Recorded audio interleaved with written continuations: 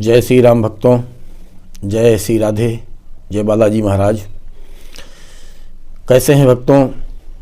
आशा नहीं पूर्ण विश्वास है आप लोग जहाँ भी होंगे कुशल से होंगे, परम प्रसन्न होंगे। आइए आज ऐसे सुंदर मार्मिक चर्चा को लेते हुए, आए दिन आप देखते हैं दैहिक दैविक भौतिक ताप, अनेक प्रकार के तापों से लोग अक्सर परेशान रहते हैं। रात दिन मेहनत करते हैं फिर भी घर की बरकत नहीं होती। आए दिन कोई कभी बीमारी का, कभी ऊपरी चक्कर का, कभी बाधाओं का, कभी प्रतीक बाधाओं का, अनेक प्रकार के क्लेशों से आप युक्त रहते हैं।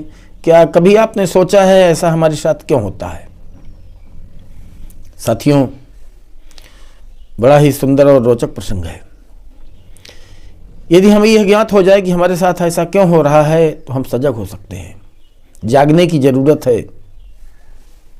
मित्रों, जागो और जगाओ, होश में आओ। संसार के मुसाफिर संसार जा रहा है। संसार के मुसाफिर संसार जा रहा है। कोई आज जा रहा है, कोई कल जा रहा है। जिनके महलों में जलते थे लाख पे चिराग, आज उनके हड्डियों का पता कुछ नहीं है। क्या आप लोगों ने ऐसा कभी सोचा ऐसा क्यों है? आए दिन हम नाना प्रकार की परेशानियों से जूझते हैं, ऐसा क्यों? इसका कारण समझ लें। इसका मुख्य कारण बड़ा छोटा सा कारण है, यदि आप समझ जाएं तो फिर कोई देर नहीं लगेगी। इसका कारण है हमारा खान पान। आटा आप लोग जानते हैं,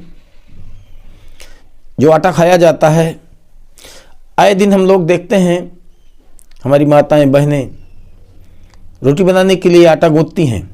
रोटी बनाया, आपको खिला दिया, थोड़ा सा आटा मचा, उस आटे को फ्रिज में रख दिया या रसोई घर में रख दिया। जैसे ही आपने वो पिंड रसोई घर में रख दिया, वैसे ही हमारे घर में अनेक प्रकार की निगेटिव शक्तियां भ्रमण किया करती हैं। जैसे वो पिंड दिखाई दिया, प्रतीक शक्तियां जितनी है उस पिंड में आकर के चिपक जाती हैं और उस पिंड को भोग करते हैं, जूठा कर देती हैं। जिस कारण से समय आने पर समय अनुकूल उस आटे को पुनः हम प्रयोग करते हैं। जैसे उस आटे को हम पुनः प्रयोग करते हैं, दूषित अन्न खाने के कारण से हमारे मन में अनेक प्रकार के विकार पैदा होने लगते हैं, अनेक प्रकार की भ्रांतियां पैदा होने लगती हैं, जिनसे हमारा जीवन दुखमय हो जाता है। ध्यान देने की बात है, हमारे साथ ऐसा होता क्यों है? क्या आपने कभी यह सोचा? किसी भी किंचित कारणों से यदि हमारे पूर्वजों की मृत्यु हुई है, जैसे अकाल मृत्यु जितनी भी होती है, पानी का डूबा हुआ, पेड़ से गिरा हुआ, किसी अस्त्र शस्त्र से मरा हुआ, किसी वाहन से टकराया हुआ प्राणी, जहर का खाया हुआ प्राणी, सर्प का काटा हुआ प्राणी, अग्नि का जला हुआ प्राणी, ये समस्त जितने जीव हैं, इनका अंत होता है तो ये सब प्रेत योनियों उत्पन्न हो जाते हैं। प्रेत योनि को तृप्त करने के लिए आप लोग पिंडदान करते हैं। जहाँ भी आटे का गोला दिखाई देता है, पिंड बना दिखाई देता है, वहाँ प्रेत दौड़कर पहुँच जाता है।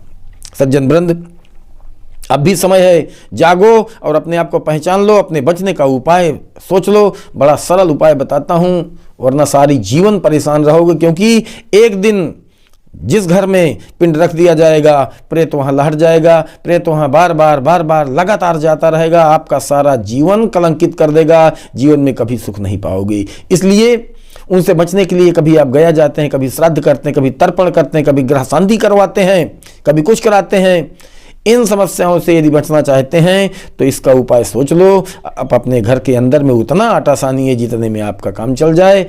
आप जो बचता है आटा उसे किसी पशु को दे दो, गाय को दे दो, भैंस को दे दो, कुत्ते इत्यादि को दे दीजिए। उस आटे को बचा करके कभी मत रखिए कि 1 घंटे बाद प्रयोग कर लें, शाम को प्रयोग कर लें, सुबह प्रयोग कर लें। यदि आप ऐसा करते हैं तो सोच लीजिए कि आपके जीवन में निगेटिव शक्तियाँ चारों तरफ से घेर ले लेंगी।